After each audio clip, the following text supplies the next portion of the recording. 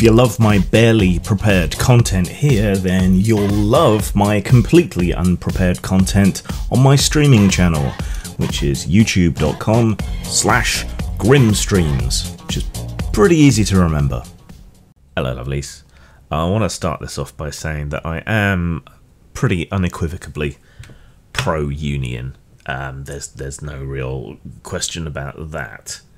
But there's being a union, doing what a union is supposed to do, really, which is to campaign for better working conditions and pay and so on for workers.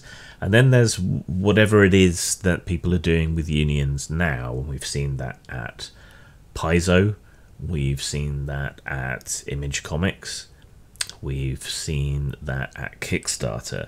And in these cases, it seems that they're not so much interested in workers' conditions and pay and so on, though we have had something of an awakening of unions and worker rights and so on lately. But it's not so much that as they want to extract some sort of creative control over the company, that they want the right to censor and control what the company produces and so on. And this is not really within the purview of a union.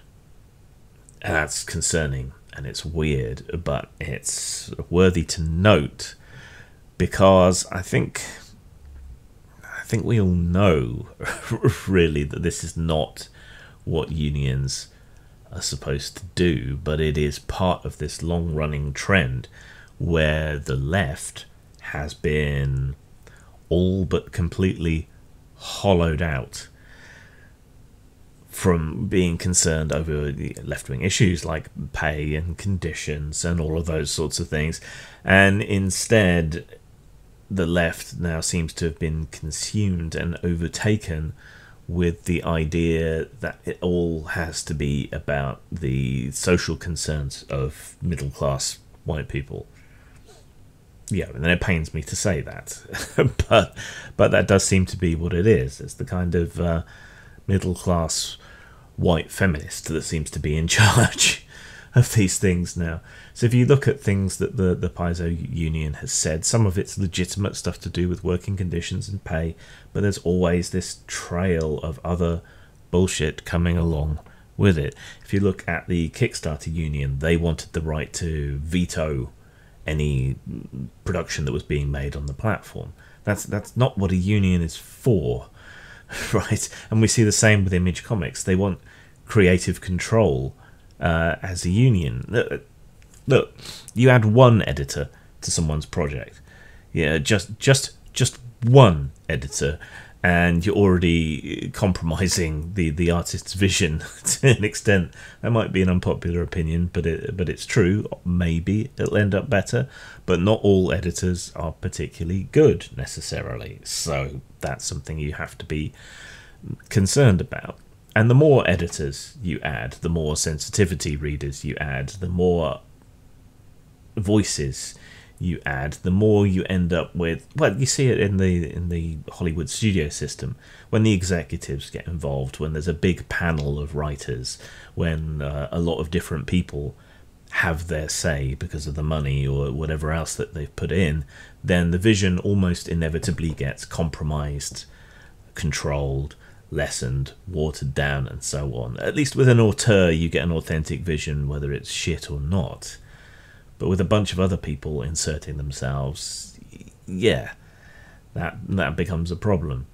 So in the creative space, whether it be computer games, comics, vetoing Kickstarter projects, working on role-playing game material, you know, everyone who has input feels that they have to justify their existence and their interference, and so they're going to look for things to create a fuss about. They're going to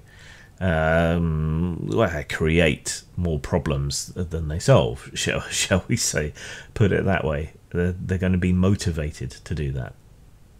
So, this isn't what a union is for. A union is there for working conditions, pay, benefits, all of that sort of thing. It's there to collectively bargain on behalf of the workers for things that matter to workers to work. It's not any of the rest of this shit.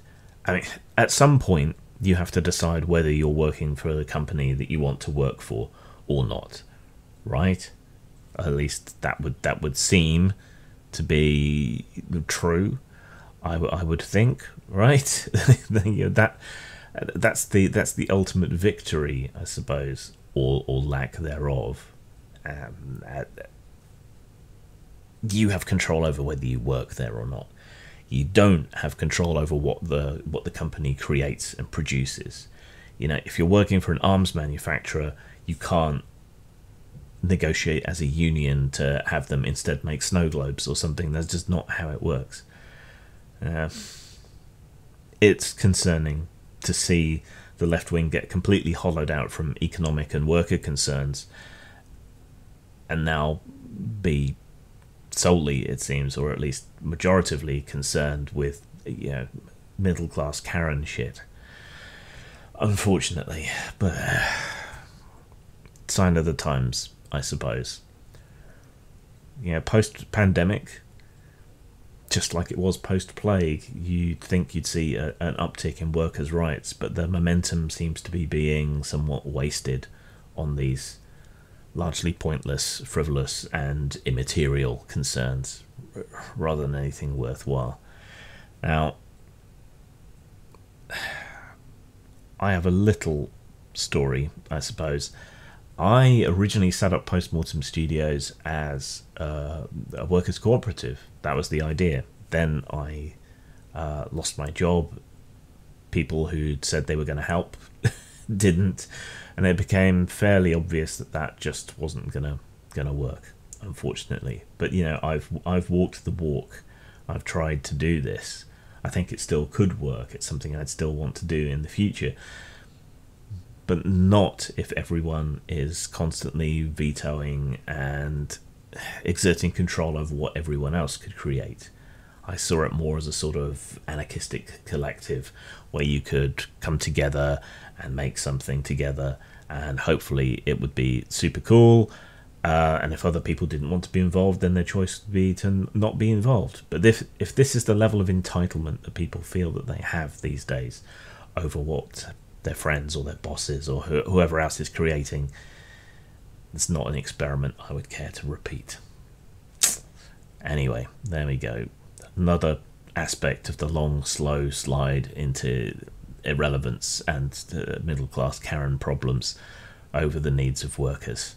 So I'm pro-union, but not like that. Zang. A problem for every games master has always been coming up with adventure ideas. For years now, Postmortem Studios has been helping out with the 100 Adventure Seeds line. These provide adventure ideas for all genres, and you can get them at RPG Now or lulu.com.